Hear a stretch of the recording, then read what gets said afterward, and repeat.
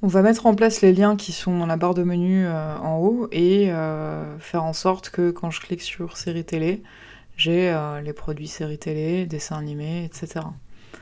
Alors la première étape, ça va être de se rendre dans Main Controller pour créer la requête qui va aller chercher les produits liés à la catégorie que je suis en train de récupérer. Donc là, ce que vous voyez, c'est que j'ai déjà mis en place l'injection de dépendance avec la request, c'est-à-dire que je vais récupérer dans mon URL un paramètre ici, donc qui sera l'identifiant de la catégorie. Donc la première chose, c'est que vous injectez l'objet request comme on l'a fait pour la méthode produit, et qu'on aille dynamiser notre route, c'est-à-dire lui passer un paramètre. Donc je vais lui mettre, comme on avait déjà fait ici, entre accolades, un ID. Donc voilà, ça va me permettre de récupérer l'ID ici, dans ma méthode. Alors pourquoi je veux récupérer l'ID? C'est parce que là, je dois mettre au point une requête qui sera quelque chose de proche de ça. Select étoile from produit, where, eh bien, catégorie ID sera égal à le paramètre que je vais recevoir. Et ce que je voudrais aussi, c'est faire une jointure avec ma table catégorie. C'est-à-dire que je veux que non seulement il filtre les...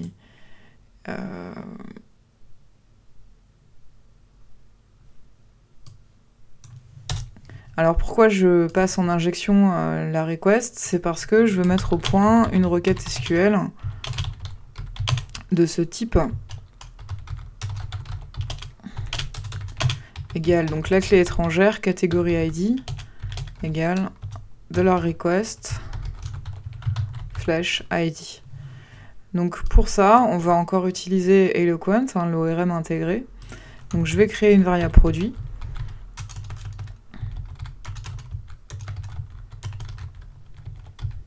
Ici.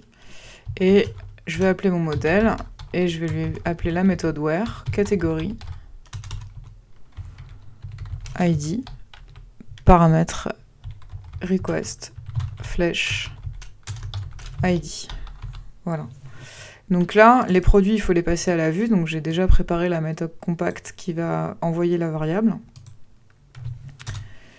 Et de l'autre côté, sur le template blade, on va, donc le template catégorie, qui est dans notre shop ici, on va créer une boucle, comme on l'a fait sur la page d'accueil, pour afficher les produits correspondants. Donc toujours de la même façon, on va isoler les produits qui sont la div qui contient chaque produit. Donc je vais refermer les colonnes M3 qui sont non utiles, donc je les supprime. Je crée ma boucle for each ici. Donc for each produit as produit. Je termine ma boucle. Et à l'intérieur, on va créer à chaque fois l'appel de chaque attribut. Donc là, l'asset qui va pointer donc sur le dossier public, dans lequel je vais trouver un dossier produit. Donc attention, c'est le dossier produit. Donc attention à l'autocomplétion, parce que vous voyez, il m'ajoute un petit $, à chaque fois. Slash, point, l'attribut produit, photo principale.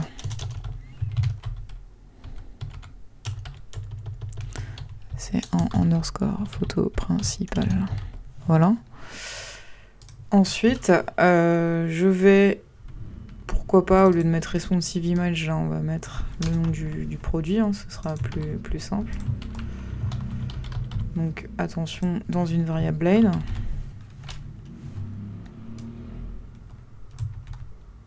Voilà. Cette variable, je vais la récupérer, je vais la mettre ici aussi. Là, on va mettre la description. Voilà.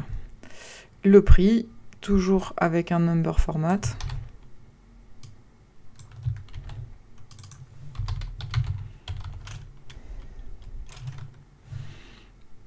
donc number format. Voilà. 2,2 et à la fin euro. Et ici, il faut que je place le lien vers la page produit, donc pour voir un produit en particulier. Donc on l'avait déjà fait, donc ce sera le nom de la route, voir produit, et je passe en paramètre l'ID du produit. Voilà. Donc si j'actualise ma page, donc je vais récapituler, j'ai préparé la méthode ViewByCategory qui envoie les produits à la vue par rapport à l'identifiant de la catégorie que je suis en train de consulter. J'ai mon template Blade qui est au point. Tiens, là d'ailleurs j'ai une div-row qui ne sert à rien, je vais la supprimer. Hop. Et j'ai ajouté le paramètre à ma vue. Maintenant, ce qui manque, c'est de faire un lien dans la barre de menu pour chaque catégorie. Donc là, on voit ici, j'ai donc dans le template Layout Header Blade, j'ai bien mon for each qui parcourt les catégories. Et là, j'ai pour l'instant un dièse comme ça pour le lien, donc ça ne colle pas. Donc ce que je vais faire, c'est que je vais nommer ma route. Et je vais la nommer comme ça, voir produit par catégorie. Vous pouvez, voilà, par 4. Je vais faire un truc un petit peu plus court. Et sur le header, on va mettre le lien.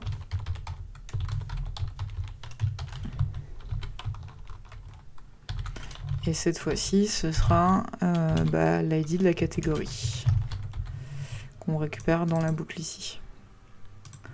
Donc voilà, j'essaie de vous le mettre sur une seule ligne.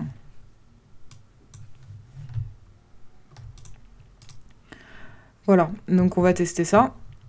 Je vais actualiser ma page.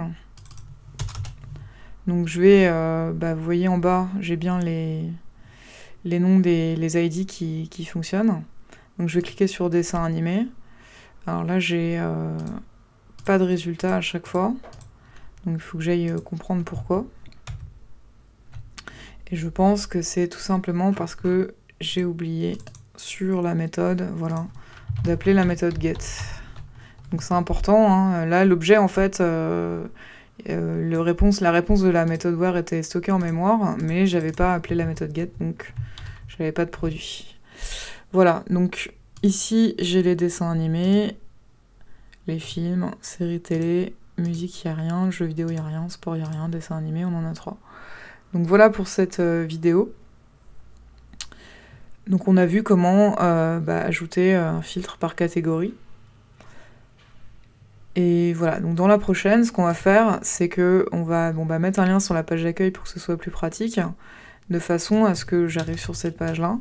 Et ce que je voudrais, c'est sur la page d'accueil, uniquement sur cette page, ajouter en dessous le nom de la catégorie dans laquelle se situe le t-shirt.